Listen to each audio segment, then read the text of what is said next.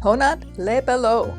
Hi, I'm Lori, a senior solo traveler, and I recently completed a 7-day Norwegian cruise on PONANT'S Le Bellot.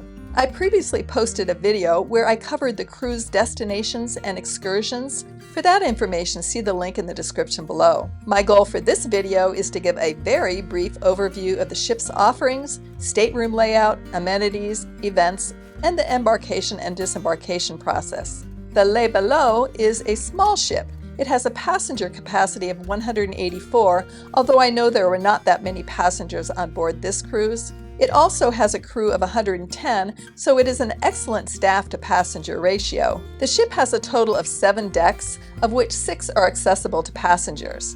To keep this video short, I will just share some of the ship's highlights and most popular venues. On the top deck, there is a spa where you could sign up for treatments, such as massages and facials, a beauty salon / barbershop, a fitness center with cardio equipment but no free weights, and a beautifully designed sauna. The panoramic observation lounge, which is located at the bow of Deck 6, is one of the most beautiful places on the ship. It has its own bar, floor-to-ceiling windows, comfortable lounge seating, and a library. It also has an outside deck, so it's a great place to be while going through the fjords. The navigation bridge is on Deck 5. At one point, we were invited to watch a presentation by the captain in the bridge. It was fascinating to see the inner workings of the ship and to get an idea of how the crew and equipment function. The main restaurant on the ship is located aft on Deck 4. It is a large space that has the capacity to seat all passengers at once. The food on the ship was top-notch and the service was excellent. The theater is on Deck 3 and has the capacity to sit all the passengers. This is where lectures, performances, and meetings were held throughout the cruise. There is a small boutique or gift shop in the central reception area. On Deck 3, there is a main lounge, which was arguably the most popular place on the ship. There are wonderful areas to rest, a long bar, and there were often events and performances here. If you step outside from the lounge, there is the Grill Restaurant, which is a hybrid buffet and dining venue serving breakfast, lunch, and dinner. The infinity pool is here, surrounded by plenty of tables, chairs, and comfy booths. The lounge and grill were a major gathering place throughout the cruise, especially when the weather was sunny. And finally, on the lowest level of the ship, below sea level, is the Blue Eye Lounge. Ponant bills it as the world's first ever underwater cruise ship lounge. It really is a wild-looking venue that has almost a science fiction look to it. It features a central bar, vibrating sofas, and an innovative sound system to capture sea acoustics. It was only open a few times during the cruise, which they announced in advance. So those are the main spaces used on the ship. Now let's talk about the stateroom. I stayed in a balcony deluxe cabin on Deck 3. Although I usually travel solo, for this trip I traveled with a friend, so we shared the room. I really liked our location on Deck 3 since it was on the same level as the lounge and grill. It was also the level we generally disembarked, so we just had to walk out of our room to leave the ship. The room was very comfortable and I thought it worked well for 2 people. Since I was staying with a friend, the beds were split into 2. The beds were quite comfortable with premium bedding and pillows. If the pillow didn't suit your taste, you could request something different. There were end tables on both sides, however the one on the right was wider so it could also serve as a vanity table. There were reading lights on both sides of the bed with international outlets.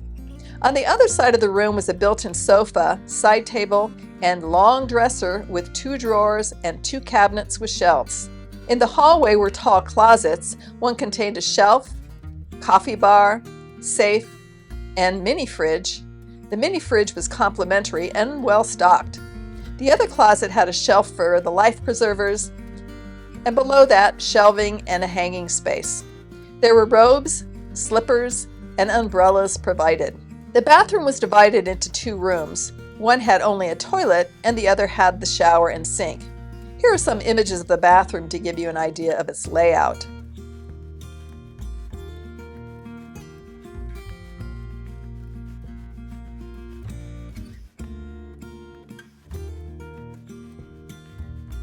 One thing to note, there was a door that slid open from the outside so that you could have more natural light in the shower room. It was a nice idea, but practically didn't make sense when you had to keep closing it for privacy. The modest balcony of the stateroom had 2 chairs and a table. Balconies on Deck 3 do not allow for easy viewing when sitting, but you could easily stand to take photographs. Frankly, I never did more than step outside to take a picture, since there were better places for lounging. Of course, there was a television with satellite reception. Water was refilled daily, and they provided each person with an insulated water bottle. So that's the basic layout of the stateroom. I thought it was quite comfortable for 2 people. If you have any questions about the room, feel free to ask in the comments section. Now let's talk about life on board the ship. There was a plethora of daily events, including lectures by professors that were designed for our Nordic itinerary. There were tea time activities where they would serve specialty tea and have, say, crepes or macaroons as accompaniment. And for happy hour, they often had a themed event such as sangria night. In the evening, there were activities and games such as Name That Tune, trivia, and karaoke. There were 2 musicians, 3 dancers, and a singer on board, as well as an entertainment director. The artists moved between the theater, the lounge, and the outdoor pool area, providing daily and nightly entertainment. So there were a wide range of events that kept you busy in the afternoon and evenings after the excursions. As for other amenities, Ponant's cruise fares include unlimited and complimentary drinks. However, if you want a premium beverage, there will be an extra cost. The Wi-Fi in the ship was complimentary, and each passenger could use 2 devices. I thought this was great because I've been on numerous ships where they charged extra for Wi-Fi and for more than 1 device. Also, there was 24-hour complimentary room service. I did use it for breakfast a couple times when I had an early excursion. Let's finish with embarkation and disembarkation. Embarkation was a simple process, but they didn't let anyone on before the designated 4 p.m. embarkation time. Precisely on time, we were allowed to enter a tent on the dock where key cards were waiting for us. They took our passports and the line moved quickly. For disembarkation in Bergen, you needed to collect your passport the night before. They issued colored bag tags for different groups, depending on when you were allowed to leave the ship. I had packed light, so I just carried my bags off the ship. However, if you want them to handle your luggage, you will have to wait for your bag tag group to be called and leave the ship at the designated time. So that's an overview of the ship and its offerings. For senior travelers, there were always options for your excursions, and the service was excellent. For solo travelers, I was not aware of any solo traveler deals, but there were solo travelers on board. The intimate environment made it easy for those solo travelers to connect with other passengers. Again, I have posted a video on the destination experiences on this Norwegian cruise and have left a link in the description below. Check out the Senior Solo Travel website and Facebook forum where you can interact with other travelers. And if you'd like to follow my senior and solo travel journeys, please like and subscribe.